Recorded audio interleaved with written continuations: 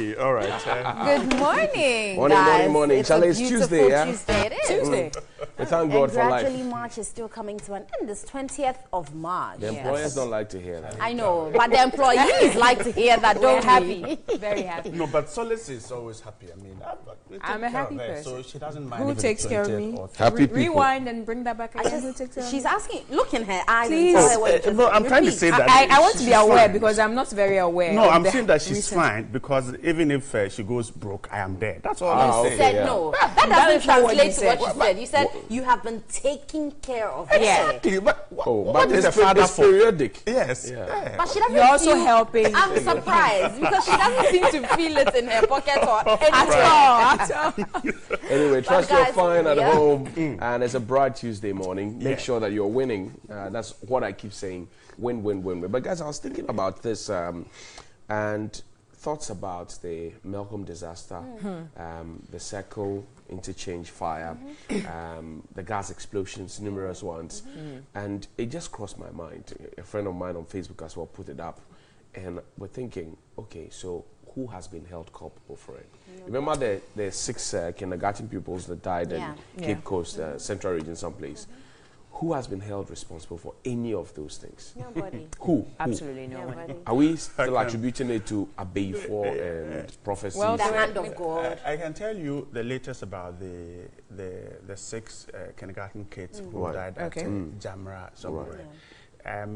There were attempts to reconstruct the structure. Okay, that was the promise by the minister. Yes, a few weeks ago, a company in Accra had gone into reconstruction of the structure. And then we're told, allegations are that the assembly had also put in money into the reconstruction. So what is happening now is that there are allegations of corrupt act with the district assembly. With the kindergarten. So yes, a school building. Yes, the school building is now in the news. As for those who died and as for who is responsible, forget it. Yeah. Wow. Yeah. But I mean, that's the latest now. new. It's a tussle at the But that's the problem. The fact that we it's would not ask the questions, but no one will seem to answer it. Look, and we'll forget about it. Yes. Because over time, new things would happen that we will spend our energy or channel all our efforts talking about. And it's a trend. That's why people will die every day on the La Paz interchange. And 6 years down the line, yes, we'll forget about it. Or there'll be a meeting, the Indo-Ghana meeting, where they'll tell you that they're going to do something about the road. But after that meeting, we haven't even seen people on the road doing any work. So if you do, my math is not so good, but if you're doing the calculation from Circle, a little over 100 people, okay, go to the, what do you call, the Jamra area, 6 children added to it. If you're adding bits and pieces, well, more than 200 but lives. see, Johnny, those are the extreme cases that came out. How about the little ones on the side that happens every day? We have not seen the ones on the sides. I'm talking about these ones that we know. Nobody has been held for negligence of duty.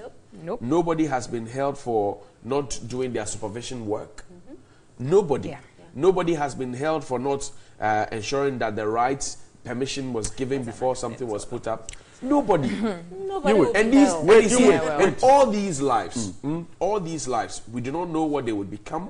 We do not know how much investment has gone into it. We don't know. We are just sitting and watching. So can we continue like this? Oh no, we can't. Do we have the reports out on these major issues? will be reading one of the news stories and an incident somewhere in Kwabre East. Where the same clashes occurred a few weeks back, and it has occurred again. And I think well, some people might be right. Those who might say that, well, it's just usually a knee-jerk reaction. We react and we make noise about it, and we'll do this. This is in the pipeline. We're drawing this up and that, and then it dies down and then it goes away. And then we go back again when something else happens. I heard that's pretty much the head of the area, the district chief, the municipal chief executive. I mean, simply sounding as somebody who doesn't even know what's going on there. I'm told by the indigents that yesterday we spoke with them on radio that this is a regular occurrence. If there's an altercation, somebody will lose a life, and it's okay. They are used to it. It's not something anybody should get used to. Why? All right. Well, there's loss of life is okay. We are fine. And that nobody gets punished. Everybody, we are just going eating fufu and ebunebunu. We are okay. Johnny, we are getting into a weekend. Don't we'll get into more stories as we get into the news bulletin this morning.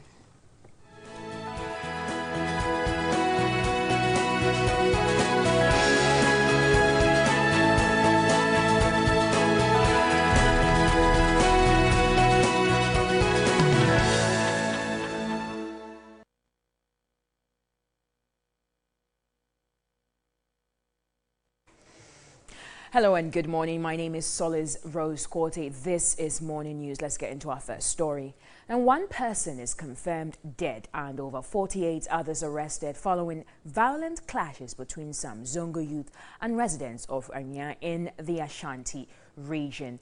A joint police military team has been deployed to the area to maintain peace and avert reprisal attacks from the feuding groups. Now, Ibrahim Abubakar was on the grounds, and we'll be bringing you exactly the details of this particular story. But before we do that, we'll be right back after this break. All right, so I'm sorry about that, but let's get into the details of this particular story. 48 persons have been arrested by the Ashanti Regional Police in connection with a clash that resulted in some residents sustaining injuries. Several property have been destroyed as a result of the violent clash. Residents say there has been a long-standing rivalry between the two groups, but they cannot tell what could have triggered the latest clash Monday morning. One person has been confirmed dead after sustaining severe machete wounds. Another person is in a critical condition at the Ankase Methodist Hospital. A team of police and military personnel has been deployed to the area to ensure law and order. Commercial activities came to a halt during the attack. Most schools had to close at 12 noon for fear of being attacked. The police is yet to brief the media on the current development. Now, the Chamber of Petroleum Consumers, COPEC, has petitioned the Office of the Special Prosecutor to investigate circumstances leading to the alleged fraudulent sale of some 1.8 million barrels of crude oil by the bulk oil storage and transportation company, BOST. The petition was sent after COPEC held a press conference yesterday. The Executive Secretary of COPEC, Duncan Amoah, said BOST has caused financial loss to the state to the tune of 30 million Ghana cedis. The loss, according to COPEC, occurred when BOST sold 1.8 million litres of crude to a company, BB Energy, at a price lower than other companies were willing to pay. COPEC argues the sale of the product for less of its worth was carried out at a time when crude oil prices were rising on the international market. On the circumstances surrounding the actual Donkomi sale of the 942,000 barrels to an unlicensed company leaves one wondering if those seeking to call our intelligence to question even understand the gravity of the fraud and illegality perpetuated on the government and the good people of this country, for which reason we are immediately after this press conference heading for the Office of the Special Prosecutor for prompt and immediate investigations to unravel the real relationships that exist between the individuals engaged in this transaction and what the overall motivation for such a poorly negotiated transaction could be. Duncan Amoah said COPEC's investigation has showed that BOST faulted by undertaking sole sourcing, but due diligence was not done. An independent presidential candidate, Jacob Osei-Yeboah, also added his voice for calls to punish offenders of such deals. We are not saying all what the COPEC is saying is the right thing, but they have a point. Let's ask ourselves, first and foremost, at the point in time when this crude oil, the discount was given, that was the time that the world market price has started soaring. Why should we, as a nation, give a discount on that? That amount could have helped build a lot of structures for the free SHS. BOST imported the crude oil and stored it in tanks of Tor to start processing in January 2017 until the refinery had to undergo maintenance work. BOST later sold the oil consignment to BB Energy. And on to some other stories. The Coalition of Concerned Teachers, CCT, has asked government to pay outstanding salary arrears for its members within 11 days. Now, the arrears the CCT members say dates back from 2013 to 2016 and involves over 20,000 teachers who have only been paid 3 months. The national president of the coalition, King Ali Awudu, gave the ultimatum at a news conference in Accra. This is the third time leadership of the coalition of concerned teachers has issued an ultimatum. In January 2017, it implored government to pay its outstanding salaries to 74,000 teachers nationwide. But the Ministry of Finance pleaded and extended the payment date to June. However, payment was not fulfilled. In November of the same year, it began validating the names of those teachers involved for payment. Early this year, the Finance Ministry signed a Memorandum of Understanding to pay the teachers at the end of March this year. With 11 days to go to the end of the month, leadership of Coalition of Concerned Teachers Ghana is frightened the amount will not be paid. Its national president, King Ali Awudu, explained that his checks with the Comptroller Accountant General's Department indicate March salaries have already been processed. If the validation has been done and the audit service have issued the various certificates to the Ministry of Finance, then we see no reason why the Ministry of Finance is not giving Comptroller the green light for them to do the payment. And the song controller is singing that they have problems with the PPD3 or PP2 issue. It is also not an issue that we union leaders have to solve. If they have a challenge with their software system moving from a PPD3 to a PPD2, for which they cannot even trace the information of the people to do the payment, that is their challenge. And they should do everything possible to solve it. The coalition has therefore given government an 11-day ultimatum to pay the salary arrears or risk withdrawal of their services.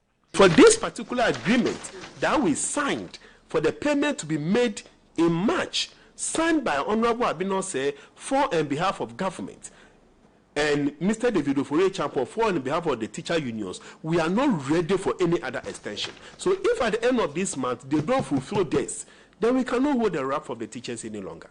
Meanwhile, our checks at the Finance Ministry indicate that government is committed to pay their arrears before the end of March. Now, the police investigator in the case involving 4 persons, including a police officer, accused of robbery at Nungwa, Detective Sergeant Wisdom Dometi, has denied accusations that he tortured the suspect before he signed his caution statement.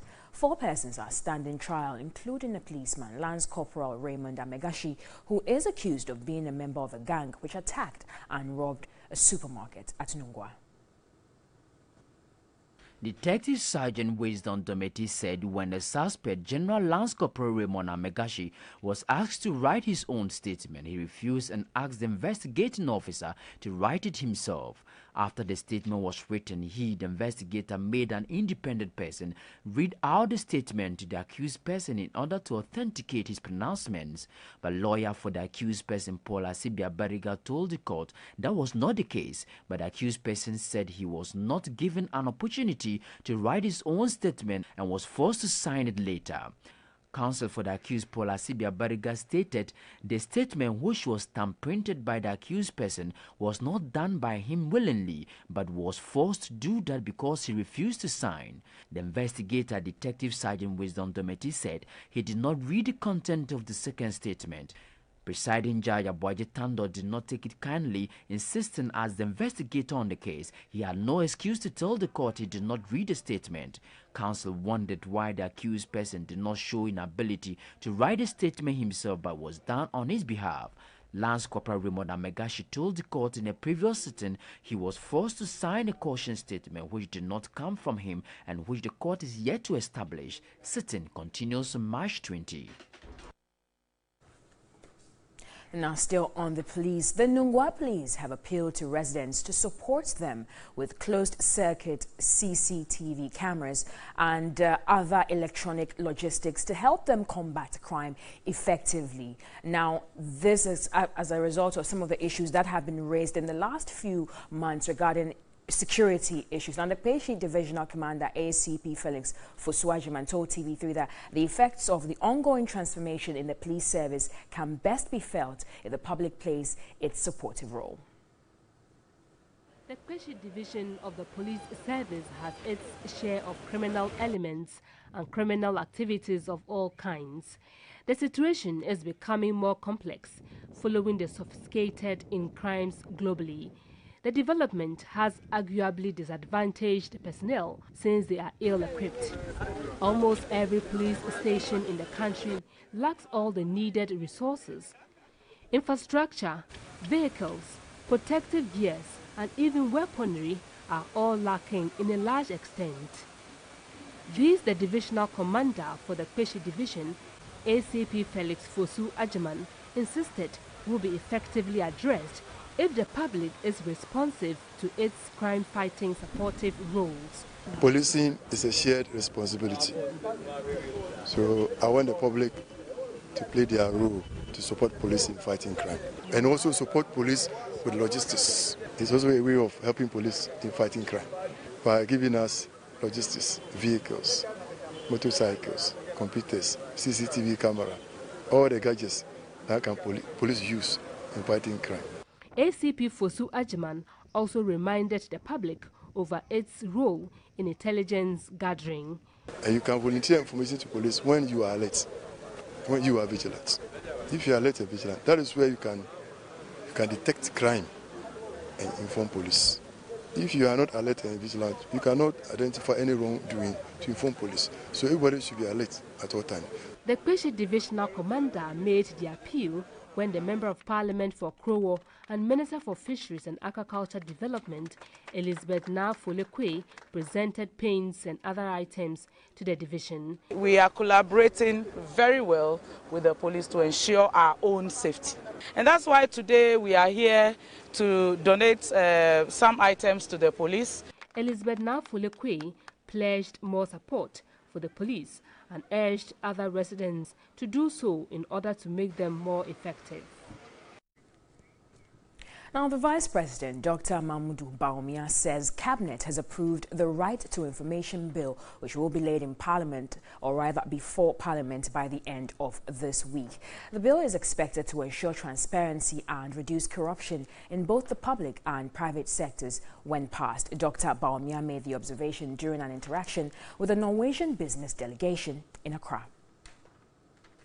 At the 61st Independence celebrations, President Akufo-Addo stated his government's strong commitment to lay the Right to Information Bill in Parliament before it rises for the Easter break. Already, some Right to Information campaigners have since then mounted pressure to get the bill laid before Parliament. The Cabinet has now approved the bill and it is expected to be laid before Parliament this week. Vice President Dr. Mahamudu Bawumia was confident the Right to Information Bill will ensure transparency and accountability. Cabinet has given approval to the Right to Information Bill to be laid in Parliament for debate and approval, because it is very, very critical that we pass the Right to Information Bill. It is our hope that this will be an additional feather in our cap in the fight against corruption. Other civil society groups are expecting Parliament to work on the bill before it rises for the Easter break. Meanwhile, former Commissioner of the Commission on Human Rights and Administrative Justice, Justice Emil Short, has expressed worry about the delay in passing the Right to Information Bill. He believes the bill, when passed into law, will help in the fight against corruption. He was speaking at an Institute of Economic Affairs roundtable discussion in Accra. In addition to all the other bills, the Freedom of Information Bill, I agree that it is critical, and I venture to suggest that it is because both the NPP and NB Nation appreciate the power of the Freedom of Information Bill. How people are going to use it to hold public officials accountable. That is why they are dragging their feet on it. This is my prognosis. I may be wrong. But why should it take 20 years to pass a Freedom of Information Bill? That is my only reason, I think.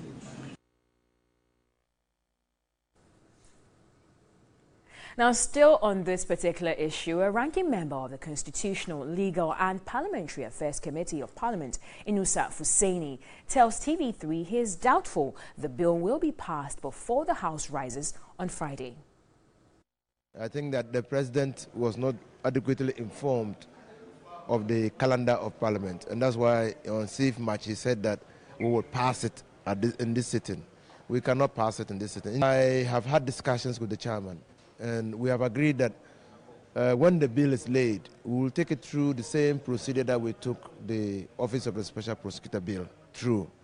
We'll do a stakeholder engagement for 2 days here in Parliament, and then probably move to Kofredua or Dodua or wherever, and do a 2-day consideration of the clause by clause. And so that by the time, if it is late before we rise, by the time we come back, the report will be ready. We are prepared to work during this break to ensure that the bill is ready.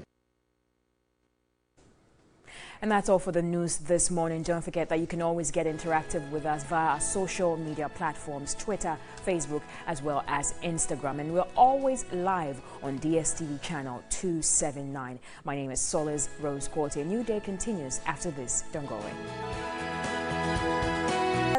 Comet to pay 18,500 Ghana cedi compensation to Mala market salt traders. Also, another Ponzi scheme has hit Ghana as scores lose millions to Savannah brokerage. Then COPEC runs to special prosecutor over transactions of bust. And then finally, a health alert beyond the stroke alert, because even 30-year-olds are at high risk. And then poor lifestyle is the major threat. Interesting stories there by Daily Heritage. On the health bit, yeah. Maybe you can give us a bit of advice. I think that a lot of people are now deeply engrossed in work, sedentary lifestyles, and the kinds of food that are available on the market for people to buy. Yeah.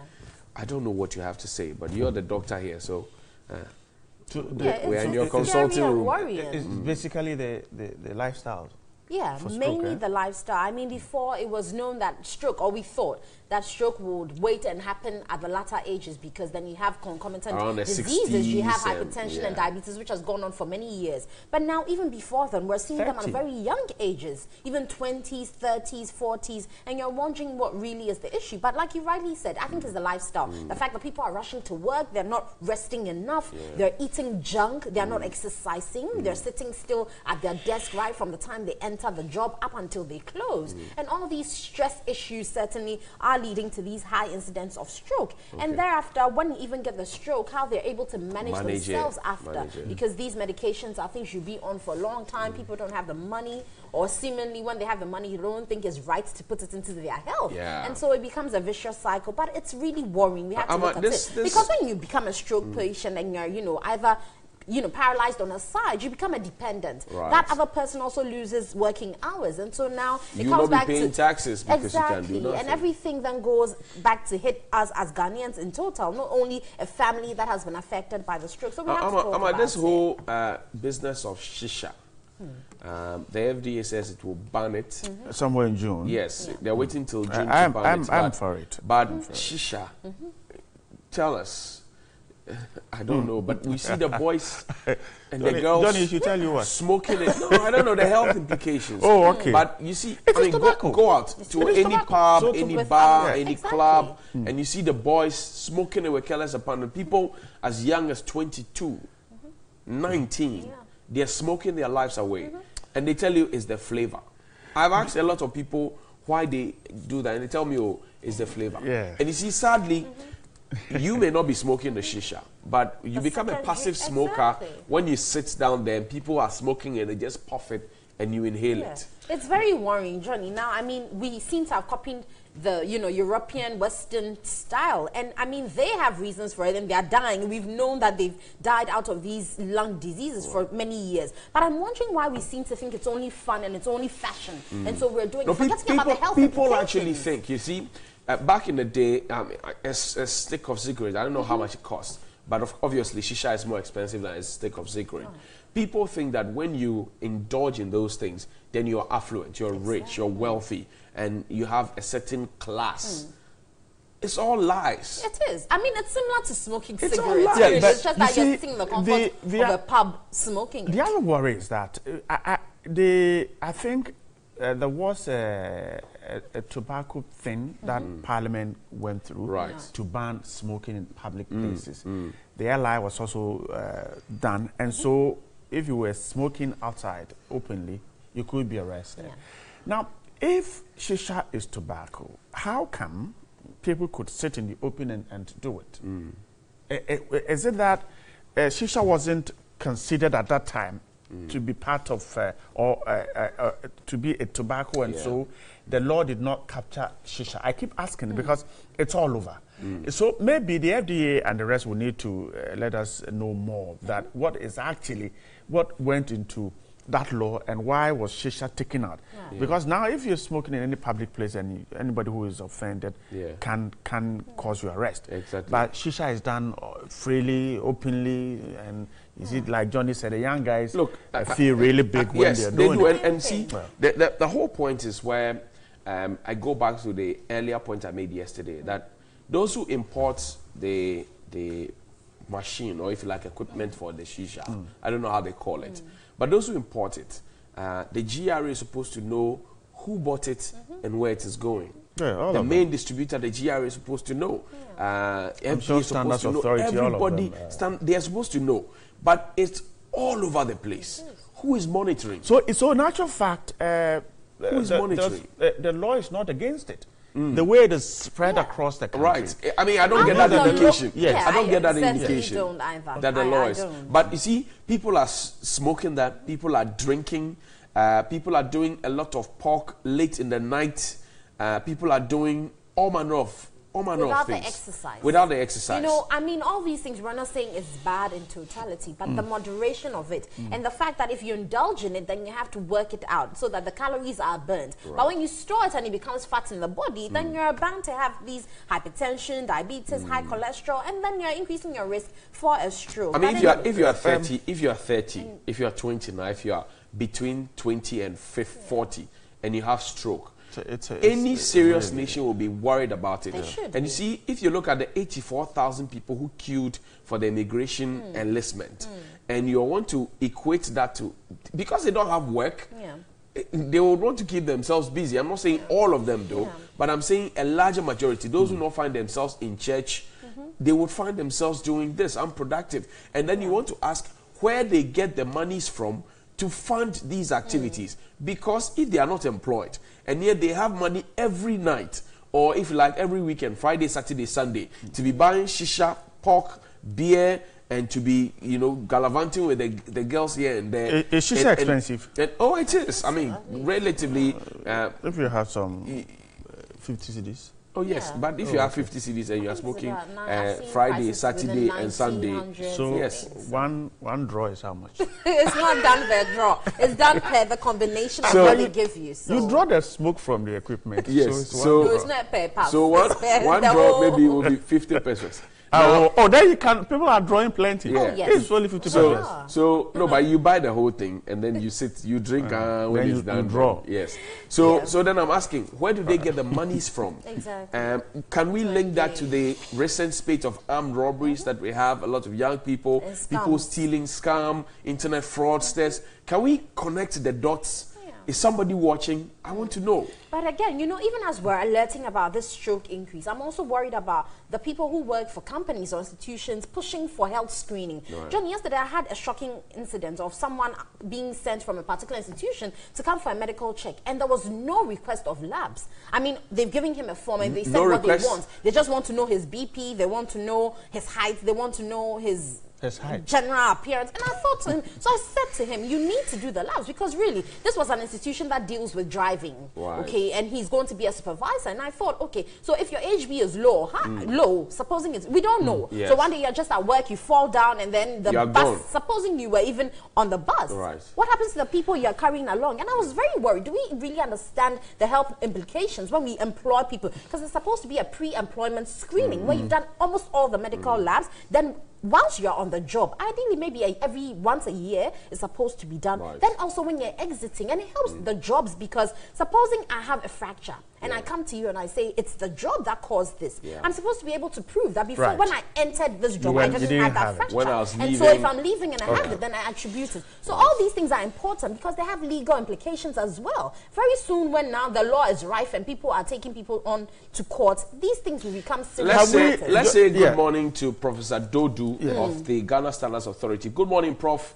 Where are the standards? Yeah. Good morning, Madam Otiko Jaba, Minister for Gender, Children and Social Protection. Where's the social protection for the young people? Good morning to you, Minister for Labor and Employment. Where are the jobs? The young people are smoking their lives away. Good morning to you, Minister for Interior and Bruce Derry. Security concerns and all that. Are we connecting them? Good morning to you, National Security Minister Albert Kandapa. Everything fine? How far? Maybe we can, I think that we should, what we can do now is to turn attention from the curative aspect of medicine to the preventive one. I think that, I think there's too much focus on let the person get sick and let's treat him. I know the Ghana Health Service started regenerating health. I don't know how far they have gone with it. Encouraging people to do fruits, exercise. Because even at their headquarters here, they have a gym there. But you ask yourself, how many of the Ghana Health Service staff themselves use the gym? Okay, so maybe we should start from there. I think other countries are doing it. The likes of China and Co. are not waiting for their citizens to get sick. They are preventing the sickness, and so those who get it then get proper treatment. I think we're too much focusing on bringing in medicines and medicines and medicines. But you see, in trying to talk about regenerative health, there's the craze for moringa. There's a craze for sesame seeds. Is that what it's called? There's a craze for all manner of slimming tea, name them, all those concoctions. I don't know what the implications are or whatever after effects are, but the way people combine things and chew things all in the name of health, I don't know, ginseng, everything. You sit at the assembly board. Yes, and I see what you people combine and they take. But you see, everything has its advantages and disadvantages. I've seen people who chew moringa back and front, left and right. I mean, we're not saying moringa is bad, but I think it has its side effects when you've abused it. And so there's an acceptable level. I'm not a herbal, I don't deal in herbal preparation, so I don't know up to which amount. So tell me. Of course, if anyone tells you that there's no side, I stand to differ. So tell me, it's a fruit. I've seen people buy moringa, for example. They chew for a week and then they put it aside. Then they get sesame seeds. They chew it for the week, put it aside. Then they go to ginseng and then they come back after the 3rd week to moringa.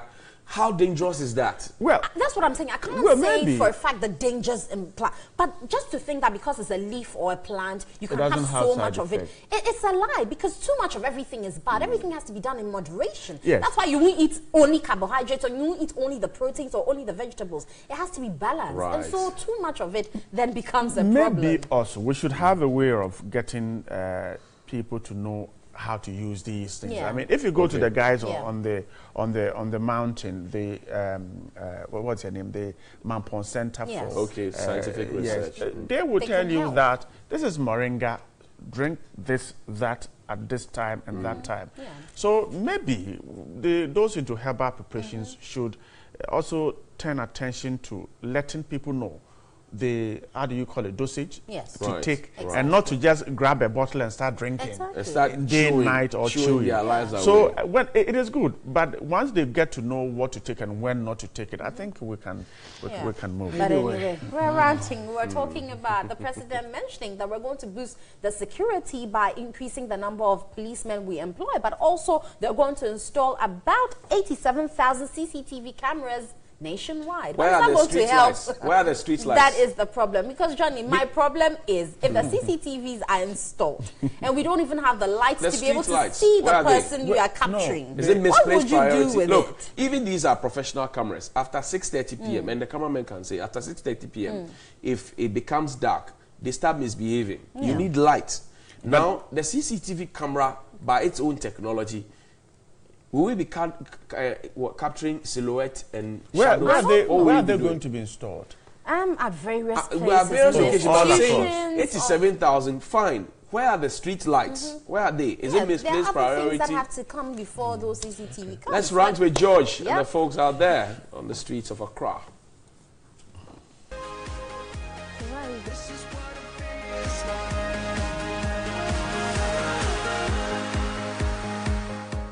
We all can attest to the incessant armed robbery attacks in the country, and the president has assured the nation that his government will take the necessary steps to ensure the safety and security of Ghanaians. To this end, over 8,700 CCTV cameras are to be deployed across the country. Your street lights are not really in the best form. Would you say this is a misplaced priority? This is Daily Rant. Let's keep talking. I think that any measure taken to secure the capital is not misplaced priority. I don't know if 8,700 security cameras would do anything better or would improve security in the capital, but I think that definitely putting in measures to make sure that we are safe in the capital is not misplaced priority. If this is what the president is saying, I think it's a good thing and it's a step in the right direction. It may not be the solution to all our insecurities in this country, but I'm even wondering if 8,700 will be enough. Enough for the country. I mean, if you position one CCTV camera here, that doesn't oscillate, and it is just fixed in one direction. Yeah. And another, if maybe a crime is going on behind that camera, then what happens? So maybe we may need more cameras in one area, like in all 4 directions. Okay. You understand? So I'm wondering if the 8,700 is even enough. For me, if they're going to use them, it's fine, because we already had some, and nobody knows what happened to them. So if they're going to get that number and then they're not going to use it, then for me, I don't think it's worth it. Do you think acquiring these CCTV cameras is going to solve the insecurity we have in Ghana? I don't think so, honestly, because I think that the government should rather put in measures in equipping our security services to make them more efficient in solving all these crimes, because the crimes are happening on the streets, actually. It's not that you don't know where they are happening. It's not that nobody sees the cars they use or nobody sees people entering and coming out. We don't need CCTVs to tell us that. People see. But we have situations where... People see, but they can't confront. Yeah, because we have situations where even the security service is not well equipped. Yeah. They don't have ammunition, or they don't have men enough, or they're not even secure by themselves. So they can't even say that we are protected and that we can protect the community. Exactly.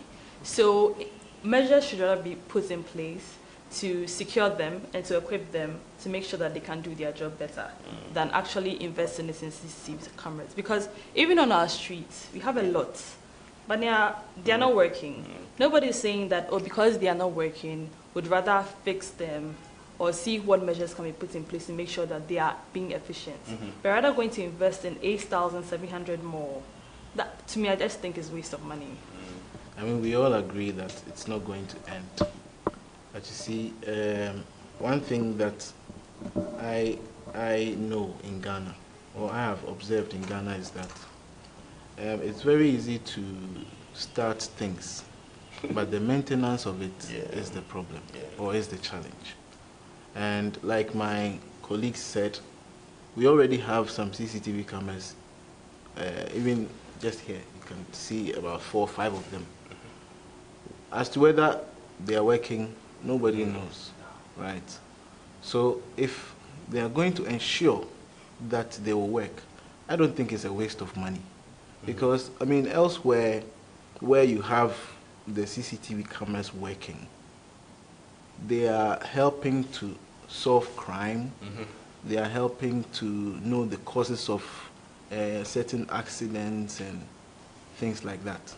And they paint a better picture of eventualities, of course, that are in the view of those CCTV cameras. And so, if provided they will work once they are installed, then it's not a waste of money. Right then. But if the government will just set them up or install them and then go to sleep, then of course it will be a waste of money. Well, not necessarily, but it's going to help if it's being used effectively. If not, then it's pointless. A friend will tell you that it's local dialect.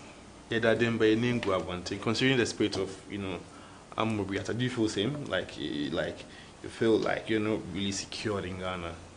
You feel same? Well, yeah. A few days ago, we were robbed. Yeah. Here in this office. And it's strange.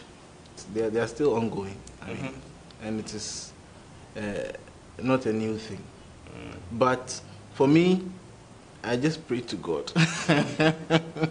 I mean, that's all I can say, because no one can be 100% sure that as soon as I step out, because quite recently I saw some video on social media where you saw some thugs with guns and you know, just firing warning shots here and there. No one feels safe, but just pray to God. You go in, you come out. You go out, you come in, you are safe. Thank God.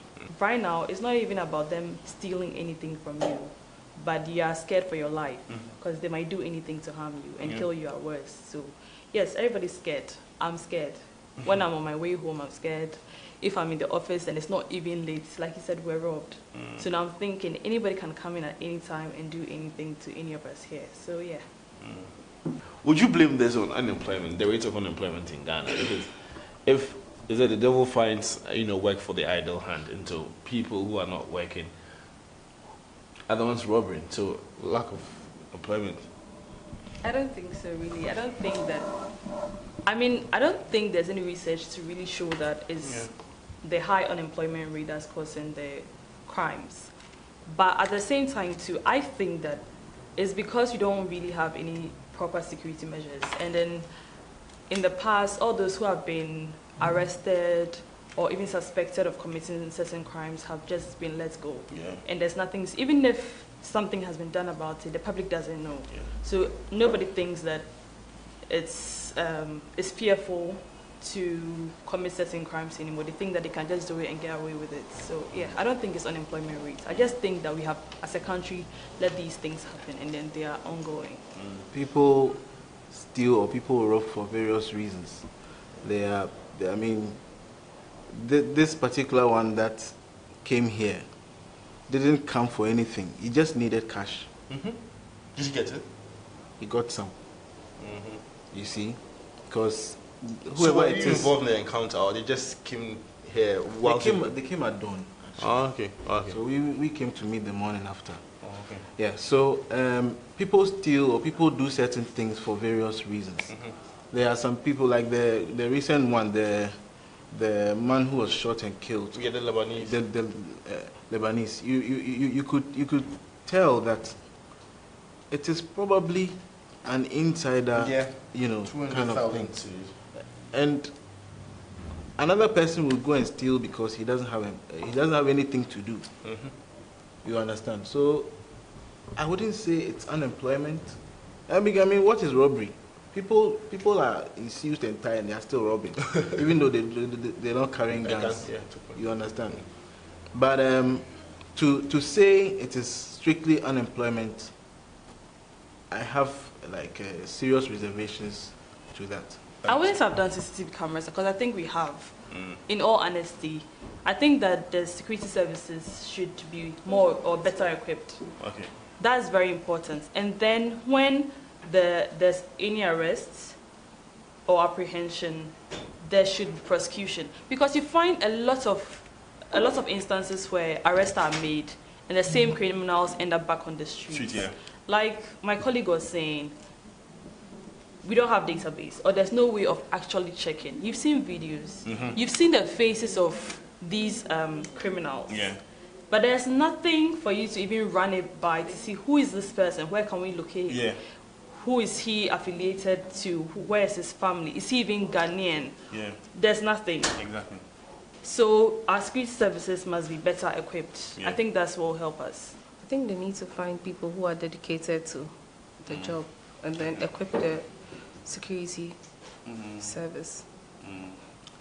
And then we, the individuals, we also need to help fight insecurity and all these. Okay. So today's discussion has been on Ghana's insecurity. The president, we are told, is to deploy about 8,700 CCTV cameras across the country to help in the fight against insecurity. Let's know what you should think about this. Log on to our social media platforms. On Facebook is News on TV3, and on Twitter This is News TV3. Thanks for watching. Hope for any miracle? They have not been told of any attempts at reviving these projects? You see, what I saw there, Bright, as for the hope, forget about it. They want, totally. Because the contractor who was who was on site, Queiroz Calvaro, the same contractor that put together the Kwame Nkrumah Circle, was supposed to be there, and they were supposed to have continued the project. For some reason, they have moved. All the equipment. There's nobody there at all. Now, the plan, as we're told, and from what we have seen, is that the main drain is designed, and then all the alleyways that connect to the main gutter are supposed to be connected to it, so that the water feeds into it. As it is now, they've been left on its own. So the sides of the drain are open, and the people are filling it with all manner of things. Human excreta, plastic waste, paper waste, organic waste. You didn't hear if the slum minister has gone there? The Zongo Development Minister? The last time I hosted Honorable Siddiq here, he told me that that's high on his agenda. But it's been more than 6 months. I've not seen anything. I hosted the mayor of Accra, Nia Jesowa here. He told me that it's also on the front. Will it still be under the AMA? Well, now that we have... is it a new municipal around there? Will it still be under AMA? I doubt. I think they will maybe they'll do a transfer of files. They have moved out from AMA now. They should have a municipal now. We need to check that. Exactly. But, so maybe. But you see that there are always documents that you can refer to. Right. And even if you are taking over, over a project, you will know that, well, this is the stage the project has gotten to, and I'm taking over from here, and this is how much we need. This is a matter of national emergency. It has to be done. It has to be done. We don't have excuses. And the FDA is also watching, because the cattle that is reared there, as I said, there's food that's prepared there. As I said, the best wachi in Accra comes from Nima and Mamobi. The best kinki you can get, some of it comes from there. The best shinkafa or rice, the best suya comes from there. And this is the state. Thursday, Ausa cocoa as well. I mean, for those of us who do breakfast. And Burkina as well. So Thursday, 8:30 a.m., lock your dials on 3FM, on TV3, NewDay, and check out this one. All right. Johnny, grateful once again. I'll see you on the other side of the studio. But that documentary airs on Thursday here. Be part of it. We'll tell you what's happening in some of the slums in Accra. We will very soon take a look at what's in the newspapers here on NewDay.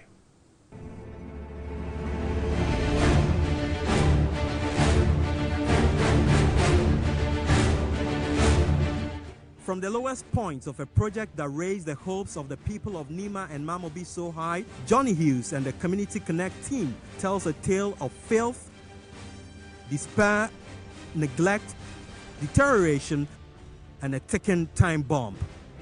The current state of the infamous 1.2-kilometer Alhamdu Gata project, initiated by Prof. Mills to improve sanitation from Nima Kalkudi to Mamobi 441, now poses great danger to those that live near it. It looks good on paper, but the fine details on the ground will shock you to the marrow.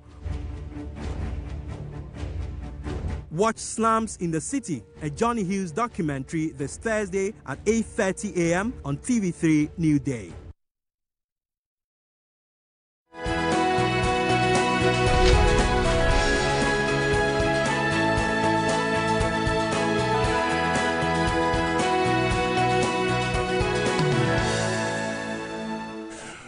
All right. Now, Daily Graphic is starting the morning and says Advocates Campaign for Right to Information Act.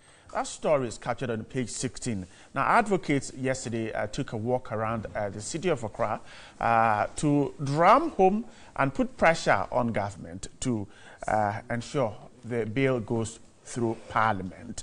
Also on the Daily Graphic this morning, Etiwa residents walked to Flagstaff House against bauxite mining. We were told that they have started a 95-kilometer walk from there, Etiwa, and they are coming all the way to the Flagstaff House to present a petition asking government not to go into bauxite mining in the Etiwa Forest Reserve. And then the big one here, COPEC petitions special prosecutor. It wants 1.8 million crude oil sale by bust investigated. The Daily Guide puts it, Cocoa Board nails Opuni over fake fertilizer, and Cabinet approves Right to Information Bill. We're told on Daily Guide that One Village, One Dam kicks off. The Today newspaper says Cabinet okays RTI Bill for Parliament. That's a story. And then DCE computer man fight over community center project. The Times this morning says declare Muntie 3 pardon null void. Supreme Court hears case today, and that clash somewhere in Kwabre is Ashia youth in bloody clash again, captured by the Times. The Statesman put it Cabinet's okays RTI Bill, and it says that it is a war against corruption. The Heritage says stroke alert, even 30-year-olds have the disease. And the Finder puts a story here. Why Cocoa Board cancelled 4 contracts, sacked 1 scientist, suspended another for 3 months, and 4 die in fatal accident on the Accra-Kumasi Highway. Cabinet approves RTI bill set for Parliament. Those are some of the stories I have with me this morning. I guess to do the talking, the Member of Parliament for the Mian constituency, a member of the NDC, is here in the studio. Honorable Abdulaziz, good morning. Good morning, Bryce. Hope you're doing great. By His grace. Okay. I am expecting the Member of Parliament for the Asin South constituency. He's in the studio and will be joining us soon. But let's quickly get to what happened in Accra yesterday, parts of Accra, the Right to Information Bill. Some advocates took to the streets. The Vice President has been talking about it, saying that the bill is being cleared by Cabinet and it's on its way to Parliament for approval. Again, the President has also agreed or approved all, and so it is now the duty of Parliament to take it through and ensure passage of that bill. We'll very soon be talking about it when my guests are properly seated. But we will take a look at the advocates who were on the streets of Accra yesterday pushing or asking that government quickly ensures that the bill is taken to Parliament. At a news conference last week, the coalition asked government to fulfill the president's promise and lay the bill before Parliament before it goes on recess. The countdown is on, and the expected deadline set by the coalition for the bill to be laid before Parliament is Friday, March 23, the same day Parliament is expected to rise. It is still not certain if the bill will be laid in Parliament before the recess. This is the reason for which the group took to some streets of Accra and distributed leaflets to the public to inform them about the need for the bill to be passed. RTI is for the citizens. It is not for politicians. It is not for government. It is to the benefit of citizens. So it is important that every Ghanaian understands what we are doing. We are sharing messages for them to understand and also join the campaign. And the hashtag we have for every Ghanaian to join this campaign is Pass the RTI Bill Now. As at 6 a.m., members of the group were already stationed at various points like Kaukudi, 37 and East Legon. Commonwealth Human Rights Initiative and the Ghana Integrity Initiative are part of the many civil society groups that joined the campaign. The Right to Information Bill is expected to help citizens in specific information they may seek from government institutions in the fight against corruption. And the Member of Parliament for the Asin South constituency, a member of the NPP, also joined us in the studio, Reverend John Tim Fojo. Good morning. Good morning, Bryce. Hope you're doing good. By the grace of God. And Grateful. yourself? I am also good. Thanks so much for your time with us. And let's start with the Right to Information. But this morning, almost every newspaper I have here seem to be focused on that. Yesterday, the Vice President told Ghanaians that the bill has been cleared by Cabinet and ready to head to Parliament. Reverend, let me begin with you. 16 years, we're still talking about this. What is the fear among politicians? Is there a fear among politicians about passing this bill? Thank you, and a good morning to you once again. And a good morning to my good friend and brother, Honorable Member for Mion. Honorable Abdulaziz, and of course, my sincere greetings to our cherished viewers. This will be, I would not put it another feather in the cap of the President Akufo-Addo-led government, but will be a very important step and a very important milestone in our governance system in Ghana. You mentioned 16. I think it will be 17. Oh, 17, okay. 17 years. That Ghanaians have been concerned with the passage of this bill, cognizant of the importance that the passage of this bill is going to, empower the citizenry in having access to participation in policy making, and having the opportunity to even hold public officials accountable for the mandates that is given them. When we know that in our fight against corruption, anchoring on two important tenets of transparency and accountability, it is important that that portion of the Constitution that actually demands that every citizen must have the right to access information subject to such qualifications and processes as will make them, vest with information that helps even in decision making in the country. It's important that adequate attention was given to this bill.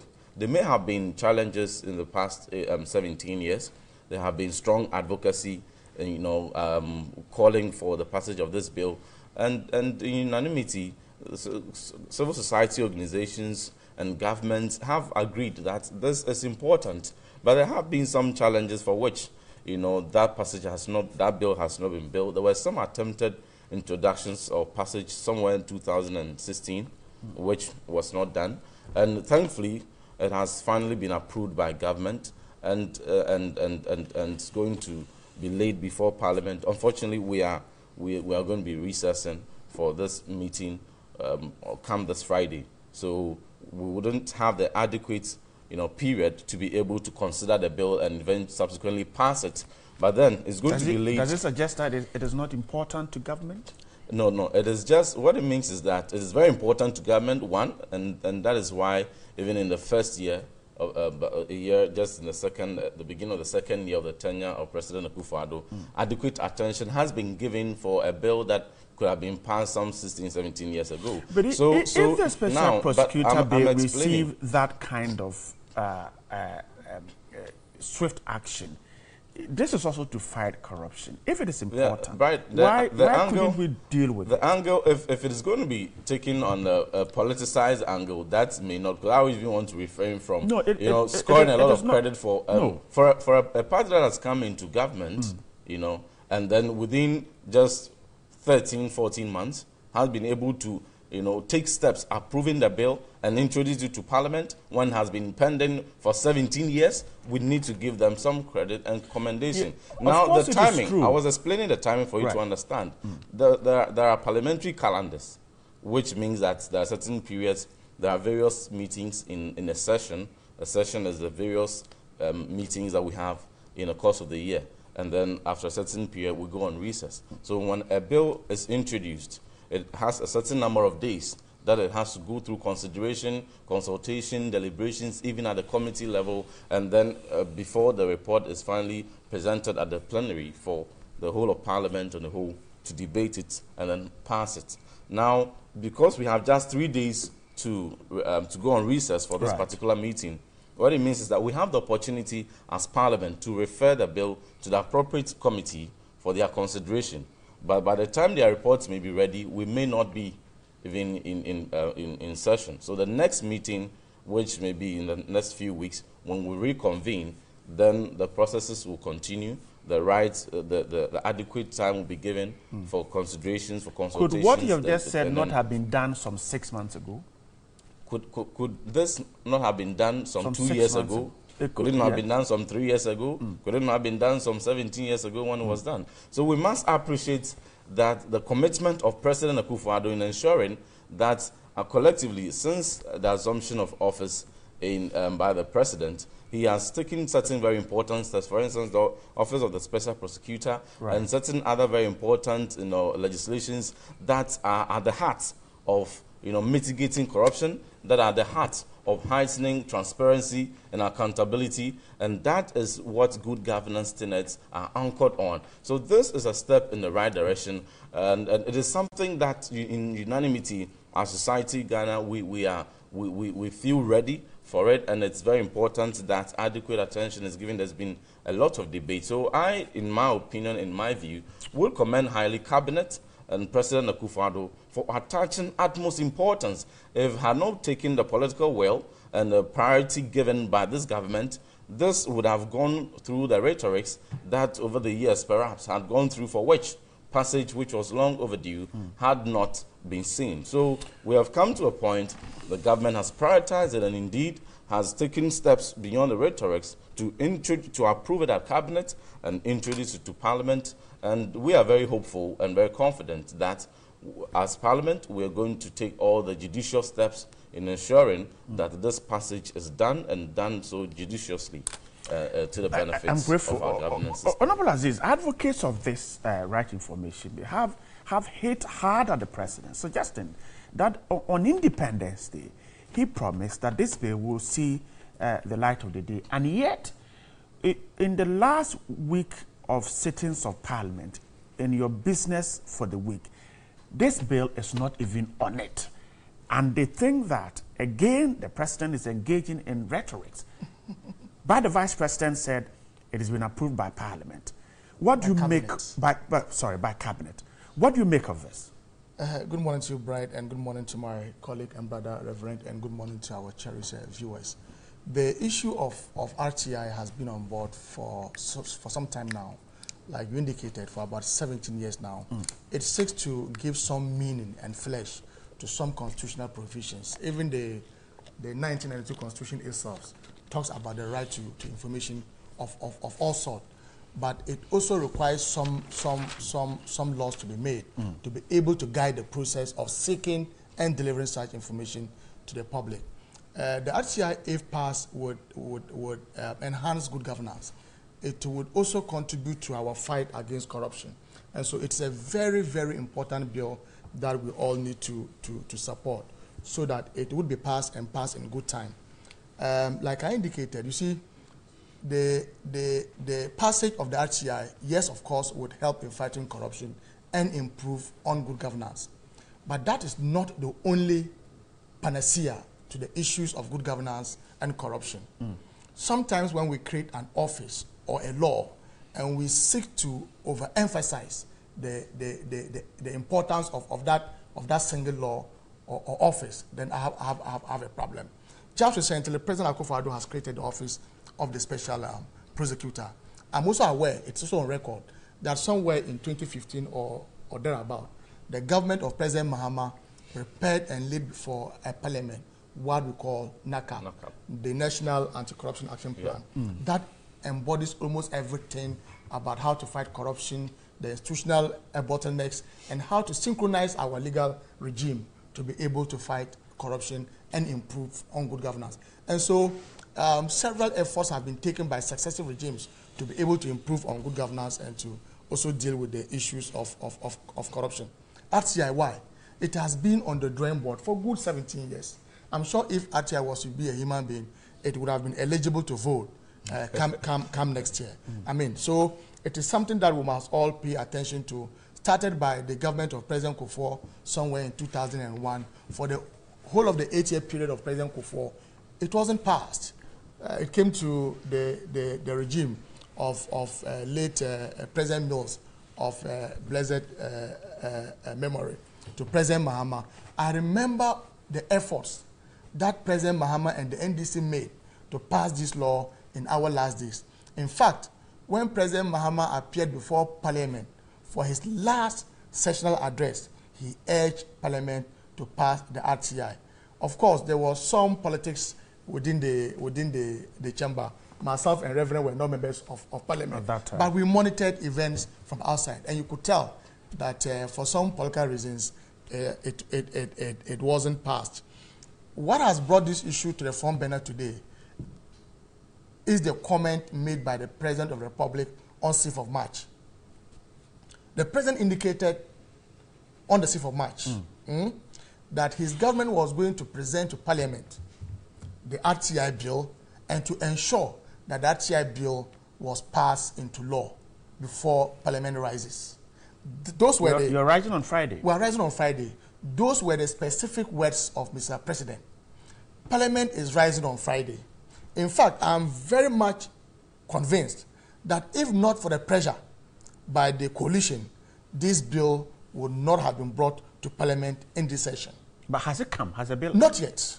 I can tell you that it is not even on the order paper for today. Parliament sits from Tuesday to Friday, and so we have 4 working days in a week. Well, you can go to Parliament on Monday to do anything that you want to do official, but we say as a chamber from Tuesday to Friday.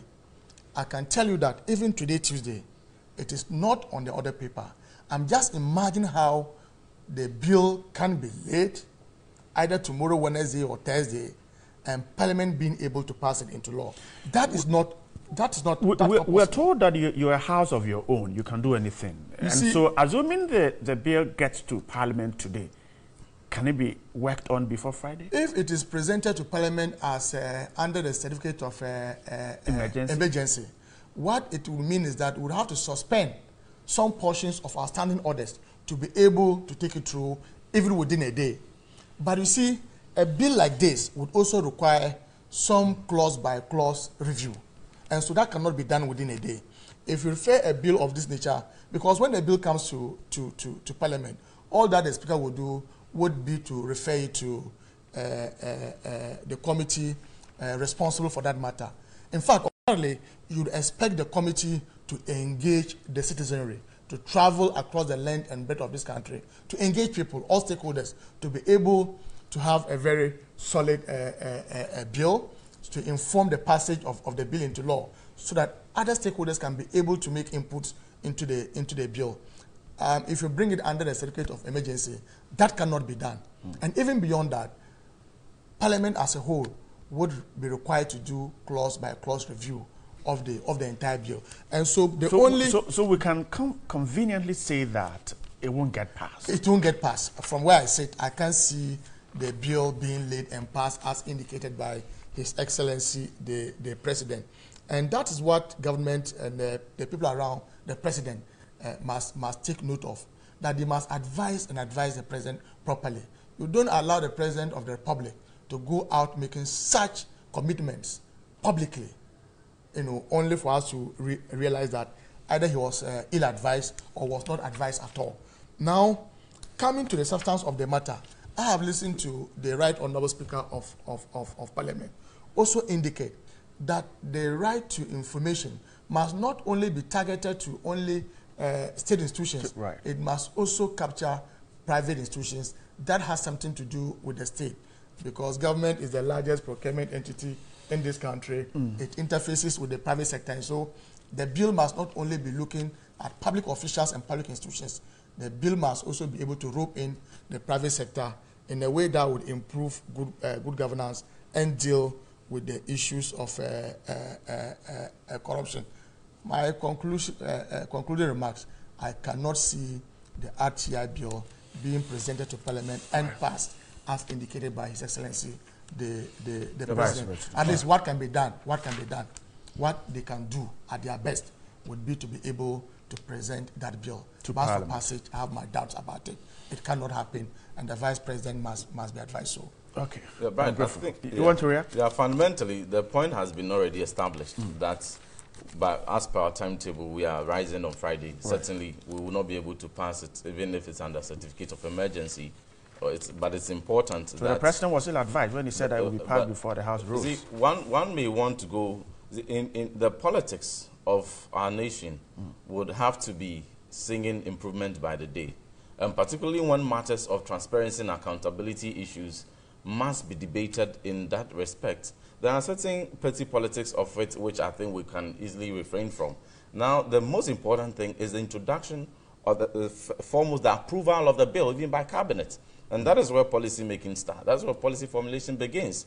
Now, my brother says that, in 2016, President Mahama nearly passed it, and in his concluding remarks, urged Parliament to pass it. In policy making, we have the bureaucratic procedures.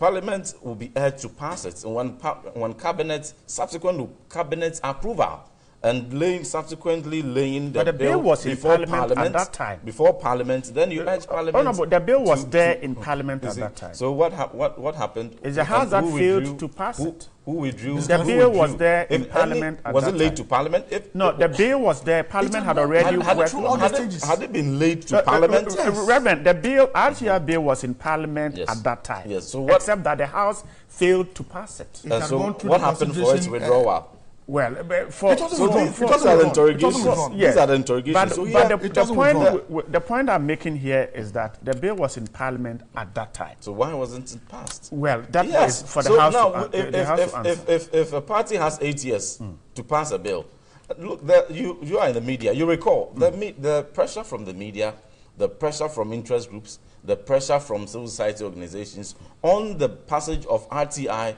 is age-old, is over decades. And so the impression must not be, the impression created as though there's some sudden pressure for which the president seeks to pass it must be dismissed. Because if the president himself says that before this House rises, if the president himself told Ghana on Independence Day that before this House rises for this break, this bill will be sent there and passed, and it doesn't get done, does it not show that lack of commitment from 17 years ago being forwarded to today that we are seeing?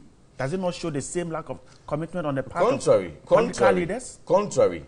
When for 17 years a bill has not been passed, and then within the first tenure, within the first year of the beginning of the second year of the first term of the tenure of a president, a bill has seen cabinet approval, and within this week it will be late. It will be late. See, Reverend, when we are talking about RTI receiving cabinet approval, it had received cabinet approval some years ago. Yeah. It had gone to Parliament and it didn't get passed. So if it has received cabinet approval, for those of us who are observing the process, it is nothing. Yeah. Yes. It may seem nothing to some people, but it's very important to the larger, based on the fact that it had gone past this position previously, who appreciate the commitment of the president. Now, let us talk about the fact that government has failed to show commitment to the passage. Not this government. We're talking about all government that have seen this bill. If I'll be permitted to land, let us talk about this government failing to show commitment to prioritizing the passage of this bill after 3 months of this discussion, when the bill has been laid before Parliament, and then under whether certificate of urgency or under the ordinary procedures, and then we can critique that indeed the commitment shown has been reneged on. But a statement was hinted by the president. Subsequently, cabinet has approved, and then it's been laid. I am adequately informed. I've had discussions with the chairman and the members of the business committee, and this bill has been received by Parliament. Will be laid within this week, and then it would find expression on our other paper. But what I'm saying is that we cannot pass it because we have certain minimum number of days that a bill must be discussed. What at best can be done within this meeting is that it will be referred to the appropriate committee, and then when we reconvene in the next meeting, the due procedures will be given, we'll debate it, and then subsequently it will be passed. And that's assurance that I'm giving that in this next meeting of Parliament, this very important bill, which should have been passed. How do I take your assurance when the president of the land promised and it has not worked? How can I then take your Brian, assurance? you are having doubts because the president himself as we speak today, hasn't been laid before Parliament. So tomorrow we will discuss it. The next day we'll discuss it. By Friday, and the headlines will change. Parliament had received, the bill has been laid, and then at least by that action, I think the assurance will be strengthened, and then we'll have the confidence that come next meeting, Parliament will pass. But see, I am surprised. I'm surprised at the posturing of the minority. You know, sometimes some of these politics is it the minority or advocates of these bills seeking to dispel being a commitment? And it's ironical. One for 8 years, the bill was not passed, and then the president hints that within a certain period we're going to see the passage of the bill, and then we've seen adequate and formidable steps taken towards that, and they are quick to criticize. But that's been their posture. So usually when certain hints are given, they quickly come in to critique, and then within within a reasonable period, we see the commitment delivered, and then I mean, a U-turn is done. But I think we must, going forward in our governance system, these are issues that we can okay, Reverend, within 8 years you couldn't pass it. If you indulge me and then 1 year. Okay. If you indulge me, Reverend, okay, allow Honorable Aziz to come in. Reverend, when you say that for good 8 years, the bill had not been passed, we are not being fair to the listening public. No, for 17 years. Which includes the tenure of President Kufuor. And so get the records very straight, that the RTI bill has been on board for good 17 years, not just in the last 8 years. I submitted 17, no, just take it easy. You require not less than 2/3 to be able to pass it. It is on record that when President Mahama came to address the House, the last time he came, he urged both sides of the House to be able to pass that bill. In fact, there's a story here, if you would indulge me, to read. The reason that was assigned by the current Minister for Defense, Nichiwo, who was the Deputy Minority Leader, I suppose. According to the minority, then minority, today they are in the majority, the bill which is at the consideration stage is full of NDC ideas without input from the MPP. If somebody sends you a text and they are reading it, Nichiwo, in an interview with our parliamentary affairs correspondent, somebody sends you a text and they are reading the text. And so there has been that politicization of the entire process. And look, you and I know that every parliament is unique. That the Sixth Parliament, all those that were pending before the Sixth Parliament, that could not be passed, automatically died with the Sixth Parliament. Right. And so it was not withdrawn. When you say it was withdrawn, it is not. I was asking you, how was it withdrawn? It wasn't withdrawn. Yeah, so that was interrogation. Because the Sixth Parliament expired. And what it meant was that all outstanding businesses also expired automatically. And so that's why you need to bring in a fresh look. Even when you are talking about presenting the bill this week, we may have to check whether they have gone to gazette it. Because you are only bringing this bill because the coalition has been on you to bring it to Parliament before the rise. The coalition was not on NDC. It is very possible. It is very There's possible. No defense anyone can reasonably give for 17 years when you were on the floor, I of lack of passage. It is very possible that they would present the bill to Parliament without gazetting it. And all that the member of the minority would do would be to raise the issue and then it will be withdrawn. I suspect that President Akufo-Addo and Attorney General and the Minister for Information would not have taken the due process to gazette this bill before bringing it to Parliament. They are only pandering to the pressure from the civil society. You don't get a president to take a civ march, a very important day, to make a pronouncement, and when you are caught hands down, you don't want to admit that he goofed, and so you are now trying to make amends. In fact, the president did not even just talk about presenting the bill. Present and pass the bill into law. Even if you succeed in presenting the bill today in its right form, you have still not been able to meet what the president committed himself to. The problem with politics is that we major on the minors, we minor on the majors. No one can give any defense to the lack of passage of this bill for the past 17 years. No more 8 years. I am grateful. Let me go to the Ghanaian Times this morning. And we must move on. We have come to a government that has taken the steps to pass this. And we are talking about pressures. These pressures were even in much heightened even in times past. So let us give credit where it is due, and let's advance our democratic pursuit further. I mean, let us do politics in a very The Daily Graphic this morning also says that COPEC petitions special prosecutor.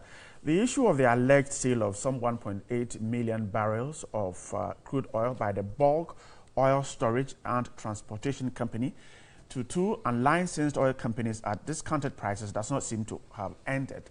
We're told that the chamber that raised alarm bells about the purported sale of the oil has hit back at burst and even raised the matter to its higher level by petitioning the Office of the Special Prosecutor to investigate it.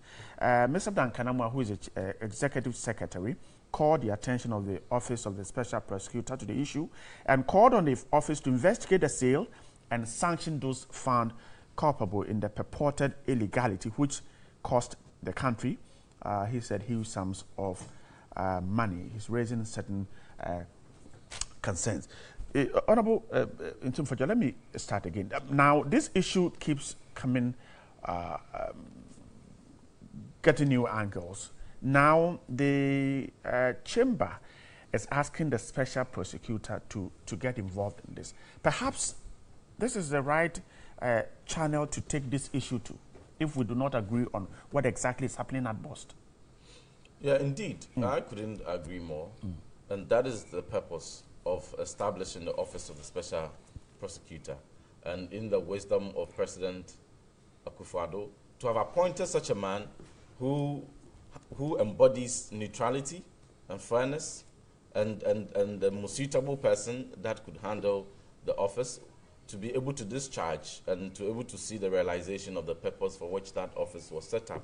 If an individual, a group of people, or an institution has reasonable cause and evidence to the effect that some illegality has gone on, the best thing to do is what COPEC has done, and that is what I have always expected them to do. The due process being taken, the Office of the Special Prosecutor petitioned, and then the right processes and investigations carried out. And if it is so established, they still establish a prima facie case and merits, and then prosecutions will be done, then it is done. And then eventually the conclusion of the prosecution will acquit, exonerate, or appropriately sanction those that may be culpable. And that is the kind of environment that President Akufo-Addo is encouraging. Rather, I mean, contrary to what some maybe groups of people or individuals may encourage, where certain allegations, however unfounded or however founded they may be, receives media propaganda and media battles. I mean, the channel, the opportunity is here. If you have an evidence, if you have cause to believe that some illegality has gone on, petition, and that I commend COPEC. So let us encourage the processes to take its due course, and in all fairness, and let's see the conclusion of the matter. Then we will take it from there. So this must encourage every other concerned citizen that has reasonable cause, that whether past or present officials in whose hands certain mandates have been committed, in whose hands certain resources of the nation has been committed, are found or observed to be doing something that's not immune to the benefits of the public purse, the right channel is resorted to. And this process I commend, and then I encourage that all stakeholders involved take this petition seriously, and then let's see a very judicious conclusion that will be fair, that will be acceptable by the citizenry. Honorable Aziz, so we're going to the special prosecutor. That's a petition, and COPEC is hopeful that the office will pick it up. Perhaps it will unravel what we've all been trying to find out. Very interesting times in Ghana. I'm sure COPEC has only indicated their intention to petition the office of the special prosecutor. They have done that? Yes, you said it's been done. Okay. Now, let me comment COPEC, and for that matter, all the civil society organizations who are helping to improve good governance in this country. COPEC has proven to be a very strong civil society institution. I'm worried that some civil society organizations have become quasi-political, and some of them would die off immediately after their political interest is cured. Brad, are you not worried that on such a critical matter you haven't heard from ASEP? Are you not worried that on such a critical matter you haven't heard from Occupy Ghana? These were all very vibrant civil society organizations that put President Mahama and the NDC on their toes. They were on the neck of President Mahama and the NDC almost every day of the week. They were protecting the state. So they have simply gone to sleep today. Why? That's what you think. Is it not interesting to you that ASEP that has some background, some special skills in the area of oil and gas is today very quiet on such a very critical matter? I'm saying that the role of civil society in fighting corruption and engendering good governance is very, very critical. And those who are doing well must be commended. And those who want to use the civil society arena as a way to secure their political interests must be told in their faces that what they are doing is wrong. And I've just cited 2 examples, Occupy Ghana and ASEP, very brilliant institutions. They have suddenly gone to sleep. Today they are not interested in protecting the public purse. Today they are not interested in asking all the questions. Is that not interesting? Well, it is good. When you do some of these things, these are some of the things that the government would engage in. And when the Ghana Integrity Initiative ranks them very low, then they want us to believe that these are... the government engage in? Oh, why? Is BOSS not a state institution? Was BOSS MD not appointed by the President of the Republic? And so when you do some of these things, and Ghana Integrity Initiative comes to rank you very low, then you want the Ghanaian public to believe that these are fallout from 2016. This cannot be. You can fool some people sometime, but you can't fool other people all the time. Now, is it not interesting that this very BOSS that was in the news for a very bad reason, just recently, the same BOSS and the BOSS MD was in the news for selling about 5 million barrels of contaminated fuel to unregistered company, Muvumpina. In fact, the entire process was not taken through the procurement process. Interrogate some of these, very misleading. No, you can do that. These are public knowledge. These are public knowledge. I don't need that the same BOSS, 5 million. 5 million barrels. 5 million barrels, yes. 5 million barrels. 5 million barrels. Oh, so what do you know it to be? What do you know it to be? Submit. Was disposed of to Muvumpina, a registered company. In fact, the Muvumpina company was not even registered at Registrar General, let alone to be licensed by MPA. In fact, MPA had initially indicated that they were going to sanction a BOSS for that wrongdoing. Well, we all saw the mess that the Ministry of Energy came to do when they set up a committee, they abandoned it, and suddenly some report were told of some report clearing BOSS and the MD. Up to now, no Ghanaian, apart from the minister and perhaps the president, have had access to that report. The government that prides itself with transparency and good governance.